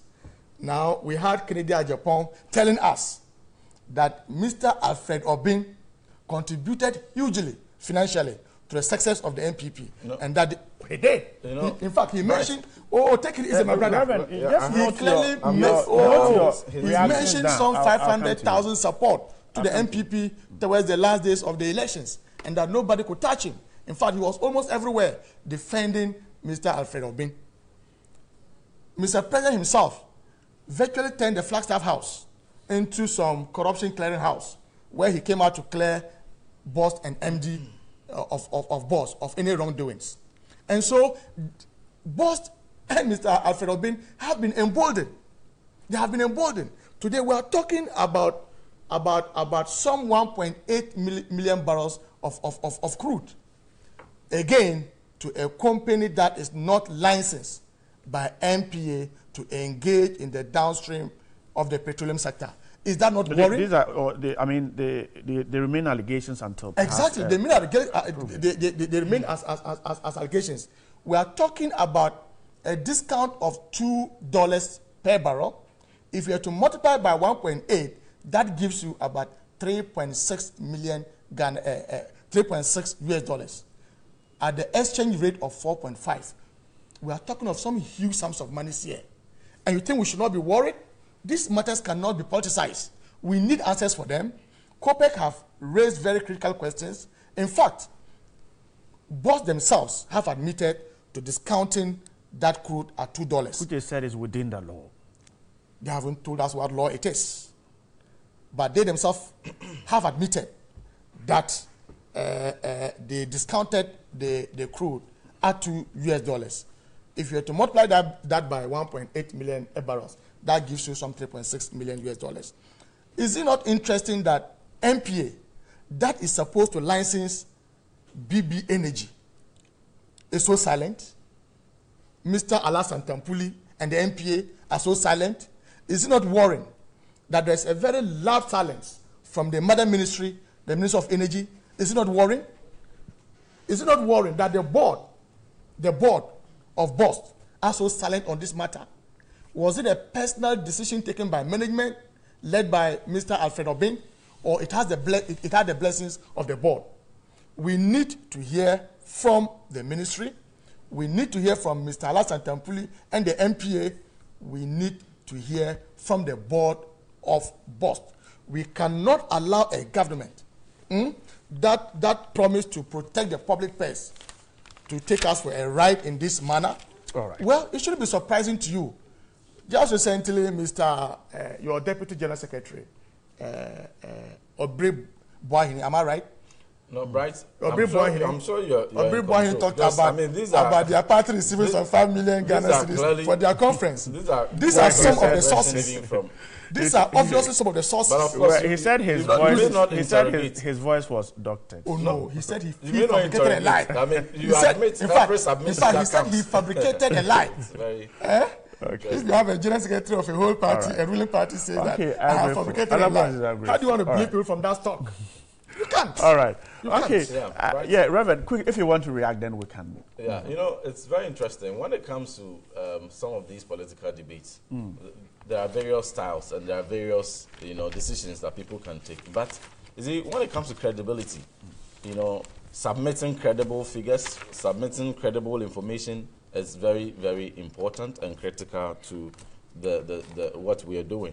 And even the language messing, the mess, I would advise that some of these words, the points could have been created, would have been given without, alluding to some of these words. Now, there is a school of thoughts that have argued along the line, the political line that Honorable Abdulaziz has argued, that there are certain interest groups that were very, that were, advocating for certain right things to be done, which for a certain period did not speak and then did not show certain concerns and all that. Those are not tenable, and that's not even the angle that I'll go. And the reason I'm saying it's not tenable is even because one point they have argued is that, COPEC was COPEC when under a certain regime, there were sales of, up to now, in the MPA regulations, the sale of sludge and sale of all those categorization of products are not by MPA, are not, there's no particular license regime that authorizes the sale of those things. There's no sledge here. We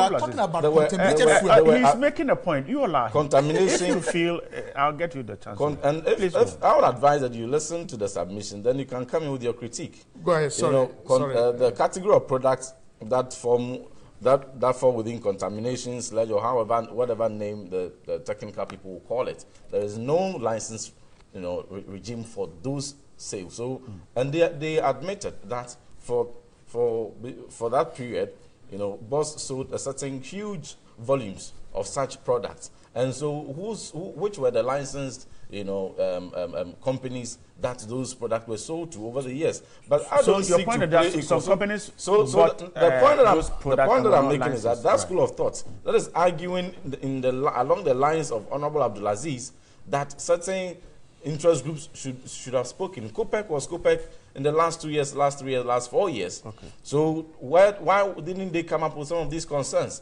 But see, I am not here to do equal and do. What I'm saying is that if there's any form of wrongdoing, I will encourage the citizenry to raise the red flags, produce the evidence, regardless which political affiliated person is doing it, regardless which institution is doing it, and regardless which regime did it or is doing it. We must, ensure that punitive actions are given against irregularities, and in cases where there are no evidence to wrongdoing and clearly there's no wrongdoing and media propaganda is done and all that, we must go into it and even offer the opportunity for exoneration. It will be very fair, and I always insist that you can go on media, wage media propaganda, trying to, portray a certain institution or individuals as corrupt, just in your attempt to play equal to certain corruption that may have existed some time past. But which be that as it may, it must every evidence that must be brought in respect of any current person that one feels culpable or any previous official that one feels culpable. They must go the COPEC way by petitioning. And not, I mean, demanding MPA must speak, MPA must this individual must do that. Okay. Those will not help. Right. And the right thing and the right channel. Right. So if you have any evidence, produce it. Right. If the person is culpable, just me for 10 seconds. We are wrapping up. Just indulge me for 10 seconds. Just for 10 seconds. A lot of time already. Granted, without admitting that similar things happened in the past, the very manifesto that brought you into power is under the heading change. Change. I'm not considering take it easy. In your manifesto, some of the things you said in your manifesto existed. Why President Mahama and the NDC making allegations of corruption against President Mahama and the NDC. And this manifesto was signed by His Excellency President Akufo-Addo. So don't even argue on that line, because fundamentally your argument is flawed. You know one interesting thing? Today, Tor is coming to refine that crude for BB Energy at the cost of $3.5 per barrel. Boss was to do that. That is unfounded. Boss was to pay $5 to this just remains a propaganda. So you see, you are shorting this country. All right. You are creating more and looting more. Since the media propaganda, you are creating looting and sharing more. Gentlemen, I'm grateful. The president who promised to protect the public purse. This will not help you. All right. Honorable Abdulaziz is a member of parliament for the Mion constituency. He's a member of the NDC. Honorable John Tim Fojo is the member of parliament for the Asin South constituency, a member of the NPP. I'm grateful, gentlemen, for your Tuesday morning. And those of you who sent your comments, we'll get to read them after this. We're taking a break. When we return, there is news from the world of sports. Stay with us.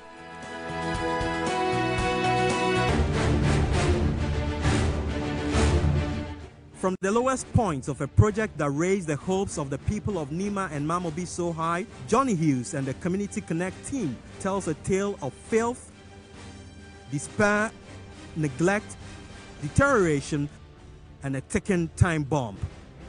The current state of the infamous 1.2-kilometer Alhamdu Gatu project, initiated by Prof. Mills to improve sanitation from Nima Kalkudi to Mamobi 441, now poses great danger to those that live near it. It looks good on paper, but the fine details on the ground will shock you to the marrow. Watch Slums in the City, a Johnny Hughes documentary, this Thursday at 8:30 a.m. on TV3 NewDay.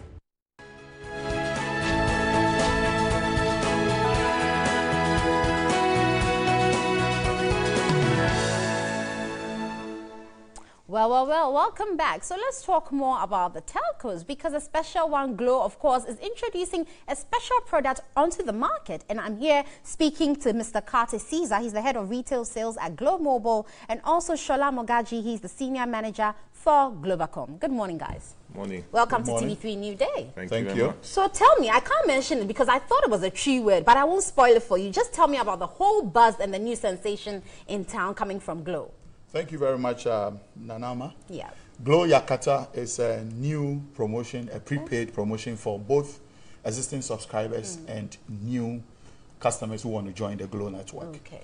Now, what it does is that it gives every subscriber the opportunity to have some benefits, both for calls and also for data. Okay. So what it is that once you join Yakata, you're able to have free on-net calls. What we mean by on-net is Glow-to-Glow calls. Right. And then off-net, which is Glow to MTN, Glow to Airtel, Glow to Vodafone. Okay. And then on top of that, it allows you to also have free data, right? Once you top up with minimum 1 Ghana CD, all the way 1 Ghana, 2 Ghana, 5 Ghana, 10 Ghana, 20 Ghana, and 50 Ghana. Per all the scratch cards that we used to buy airtime. So that's all Yakata is about. Okay. So the word is interesting. I'll come back to ask you why you chose that. But how can I or anyone else participate in Yakata? So participation is open to both existing and new customers. Okay. All you got to do is, if you're an existing customer, you just dial *455# and you opt to go to Yakata. Okay. And then you have all the benefits there. Okay.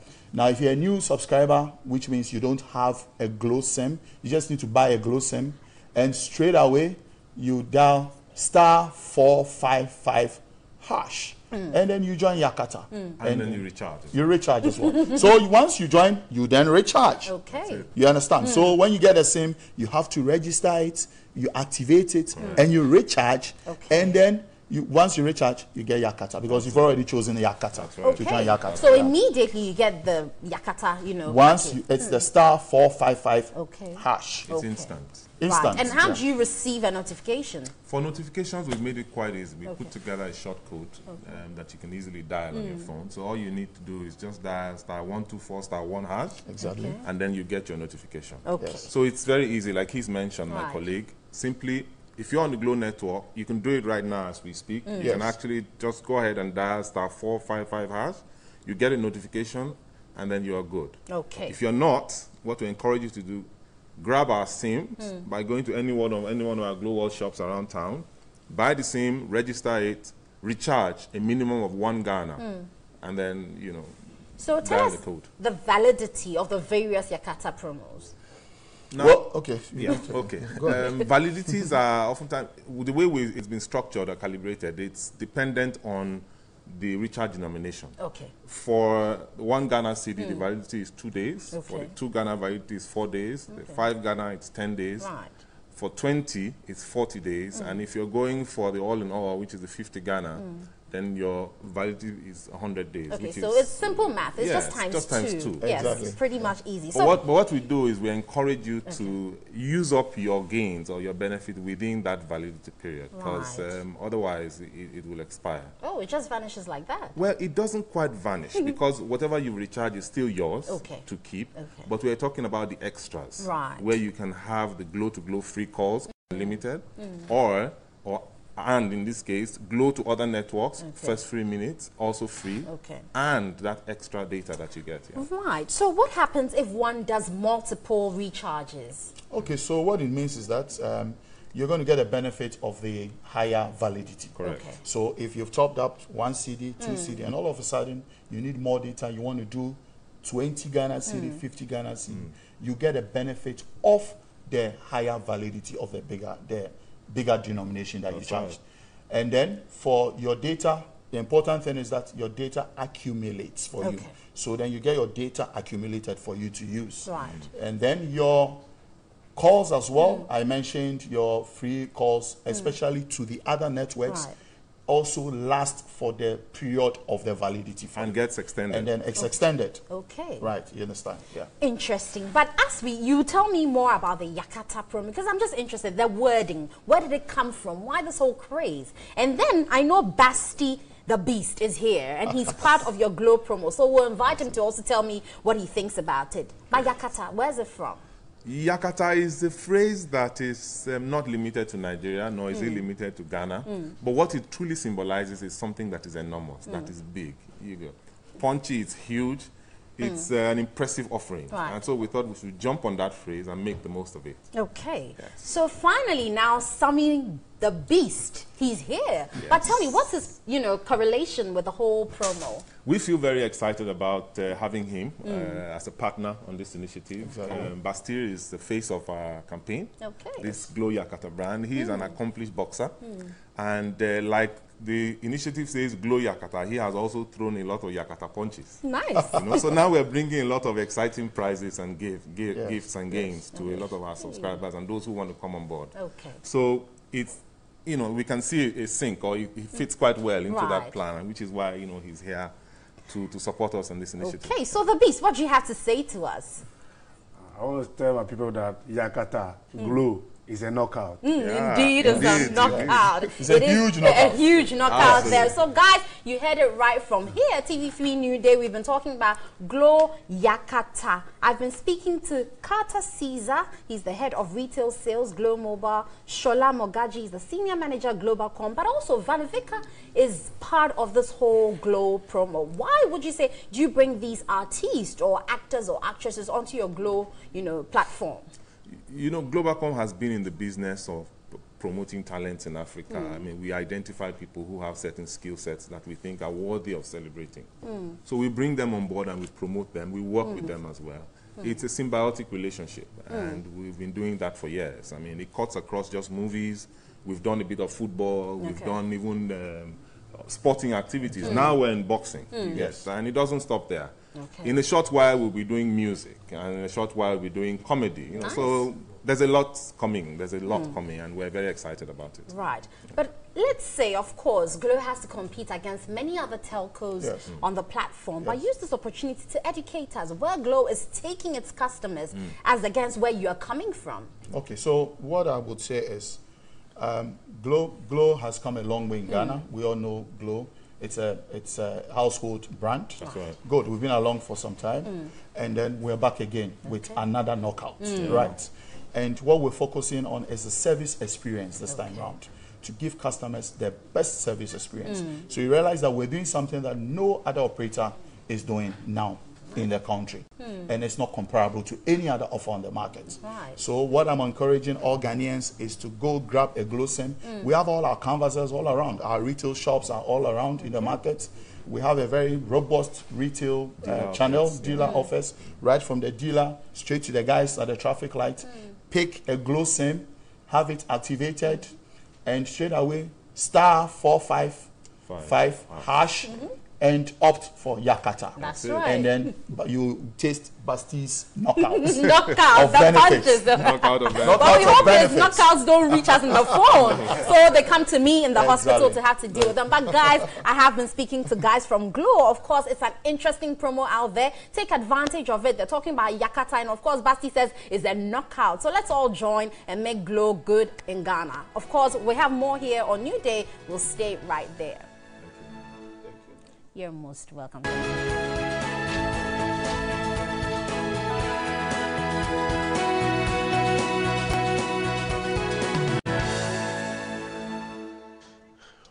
We'll talk about Operation Calm Life. I'll take a quick look at this. The spate of armed robbery has become a great concern for all of us. What is the news about? Check this out. Oyibi is a sprawling community in the Greater Accra region. According to the residents, about 16 robbery cases have been recorded close to the Valley View University and along the Oyibi Apollonia Ashaman and the Ayikuma Agomeda roads. The robbery attacks have left 2 persons dead. The situation has raised security concerns and heightened fear amongst residents. Residents say just last week, this hostel for students of Valley View University was attacked. Because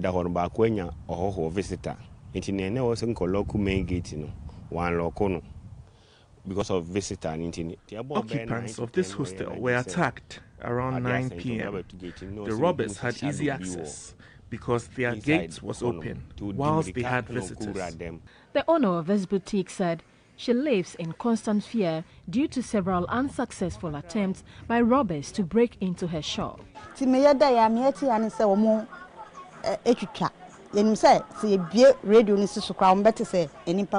Almost every week, the robbers try to break into my shop. This situation is getting unbearable. Residents want the police to scale up patrols in the community. By 9 p.m., we just stay indoors because the attacks are random. We do not know when exactly such an attack will happen. Though patrol teams are passing by and all that, I mean, they are supposed to do their jobs, but you never know. There might be some onlookers. Once they also leave, maybe the attacks to continue. Yeah, we do see patrol teams around, but they're not helping enough because the areas they go to, I don't think they are the places the robbery going on there. They are always on the street, the highway. That place, they can't find any robbery there. For now, they are waiting with bated breath for protection by the police. And those are the concerns out there to Oyibi. But it's Operation Calm Life, really calming life. My guest in studio is Mr. Adams Bonais, a security and safety expert. Chief, thank you very much for your time. Grateful. Also on Skype, we have Albert Yelyang, is a national coordinator for OneUp. Chief, good morning. How are you doing? Good morning. Great, okay. Albert. So we'll have a conversation side by side. Let me start with you, Adam. This is the concern of the people out there. They don't feel safe in spite of the fact that we have Operation Calm Life. Are their concerns genuine? Yes, well, I believe that their concerns are partially genuine. If you listen to the narrative, I would say that we need to be able to distinguish between robbery and then thievery. From what I heard, you would put it on thievery and not robbery. Robbery is when I accost you with a knife and I forcefully take your maybe property, and if you resist, I could, hurt you, kill you of a sort. And thievery is when the person will sneak in and cut your burglar proofs, sneak in and pack your wares. And so we need to understand that thievery cannot be stopped. It is. Why can't we stop? It cannot be stopped because, you see, if you live in a house and you have people working in the house, sometimes your own house help could pack your things out of the house. That would come under thievery. If you, for instance, if you look at the story from the Valley View University story, they said someone failed to lock a gate. If you fail to lock a gate, the person did not break down the gate. They didn't come in with arms and ammunition to attack you. It means that someone was negligent, and so someone had a visitor, and so didn't lock the gate because the visitor was still there, and somebody went through. It brings to mind social protection. Yes. Do we feel protected? Well, for me, I would say that we, security or policing is a shared responsibility, and so it is simply impossible to have, we are now about, the latest census says we're about 29, 30 million. Okay. It's not possible to have the same number of police officers or security officers providing us security and safety. And so if I am vigilant and you are vigilant, then what happens is that we minimize the incidence of robbery and what do you call it, petty thief. Thank you. Let me go to Albert. Albert, so the UN recommends that we should have 1 policeman to 500 citizens. As we stand, we have 1 to 800 or so. Then there's Operation Calm Life. Are we doing the right thing? I should say that we are doing what we can within our own capacity and the context in which we live. If you look at it, the activities of the police have increased over the period, and they have devised new strategies to ensuring that the ordinary citizenry is secured or protected and is not attacked in going about his or her normal businesses. So I think generally we are not doing bad. We're not doing bad, but to the extent that we've often said the police need to be retooled, and the president said it recently, some 200,000 was going to be given to them. We have not seen the retooling, and now we're pushing for Operation Calm Life. And again, I ask, are we doing the right thing? And that is where I would think that we need to facilitate processes, And Adams when he was talking, I was thinking that it is possible for us to provide the necessary logistics for people to be able to move around. Even if we have the numbers, we have the Operation Calm Life, they move about in the streets. We still need to provide them the necessary logistics, communication gadgets, and the vehicles to be able to move around. I'm not sure if we have even enough fuel for them, and that is all those areas we need to look at so that they can go about the businesses that they have been entrusted with by the current arrangements. Let me come to you, Adams, now. It's a joint military and police enterprise. Some say that the situation has gone beyond the police, which is why we have the military joining them. The Interior Minister says no, it will rather bolster the activities of the police and their morale and all of that. Where do you stand? Well, where I stand is that I am one of the advocates for proper homeland security, i.e. the police taking care of all the disturbances we would have as a country within. And therefore, I have always advocated that let's not use the military to fight armed robbery. And it is a very lazy approach. I have repeated, it's a very lazy approach because the military is more resourced than the police. And the simple reason is that the military, when they go on UN peacekeeping missions, usually part of the accoutrement that is given them to perform their duties, part of it is given to them to bring back home. And so they are usually more equipped than the police. But when it comes to the police, you expect that a lot of investment should go in there. We did hear the president recently talk about 4,000 new recruits. Recruitments for this police. has been ongoing. But you see, we have a gap of, we need not less than 20 to 30,000 police officers to aid, policing in the country. Okay. We have, the president did mention 800 million Ghana cedis. That is almost about 200 million US dollars for the Ghana Police Service. The media, myself, and the general public, instead of, let's complain about crime, but let's also ask the exchequer, the Minister of Finance, how much of that money has been expended in terms of retooling the police? Exactly. Where is the money going into? I know that the president did mention 1,000 police vehicles are being given out from now to the end of the year. We need to see the vehicles.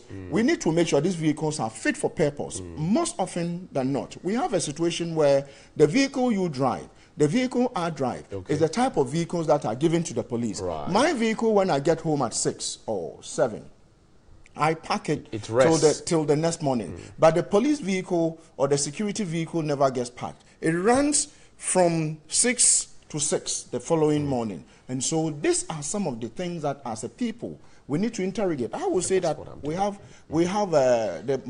have to keep the momentum. The president is talking security, the vice president is talking security, the country is talking security, and so we stand a better chance. And fortunately, the president seems to be ahead and pushing that in the next 6 months, 800 million should have been expended. And so I have started the count, I think it's 2 months already, how much of the 800 million has been expended. I'm expecting roughly about 400 million of that money to have been expended in terms of retooling the police. So that you see, Operation Calm Life, I did hear my colleague mention, crime, I think, since the last shake-up by the IGP has come down, in my own checks, has come down by about 95%. Are you sure about that? Yes, has come down. By what metrics? If I'm measuring from day to day, the reported, I'm talking about robberies. I'm talking about robberies, not thievery. As for thievery, I am not home.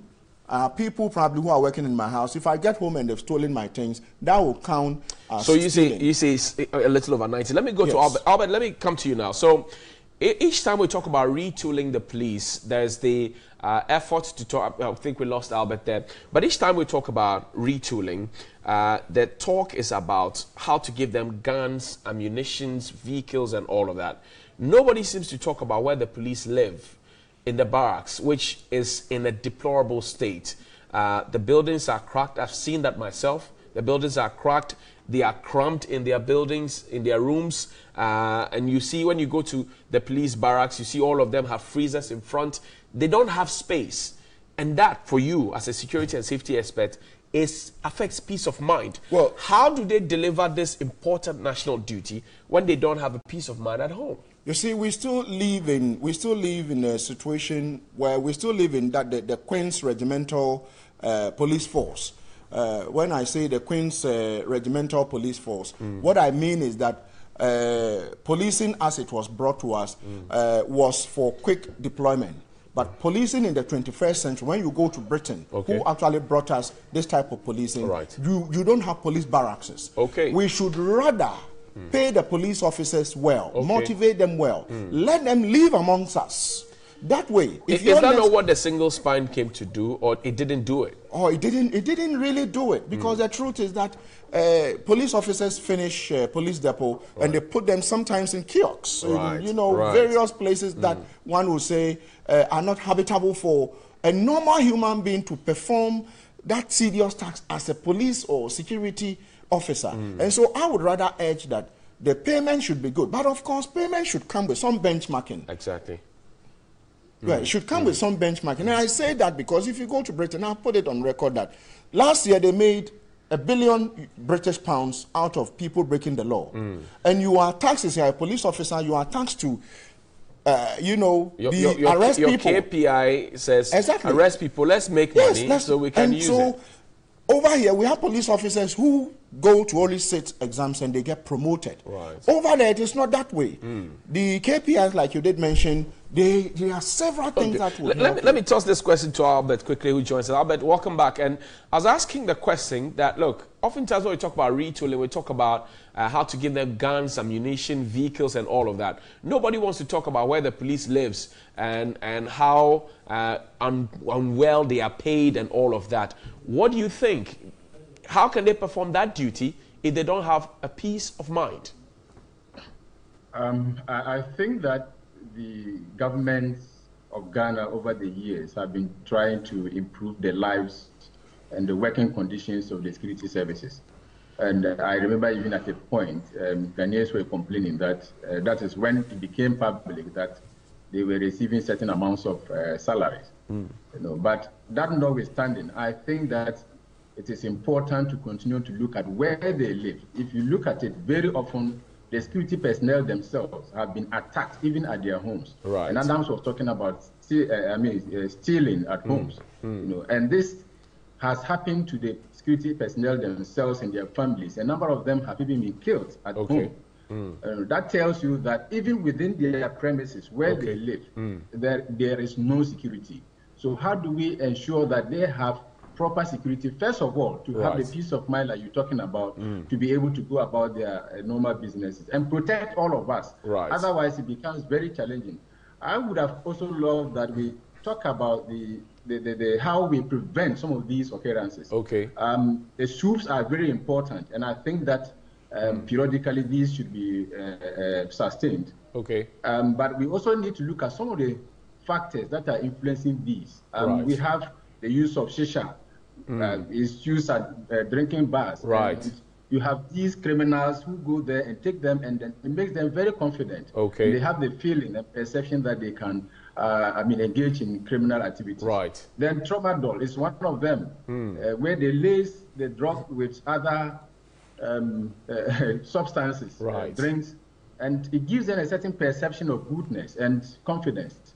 I think that we should also look at the Food and Drugs Board, and then also the wrap up for me, Albert, and I want to look at all these things so that and also the motorbikes that they use. Albert, we have some of the criminals using motorbikes. Yes, Albert, wrap up on this one for me. So there's been talk about the caliber of people who are enlisted into the police service. You can do that for me in 45 seconds. I'll be very excited.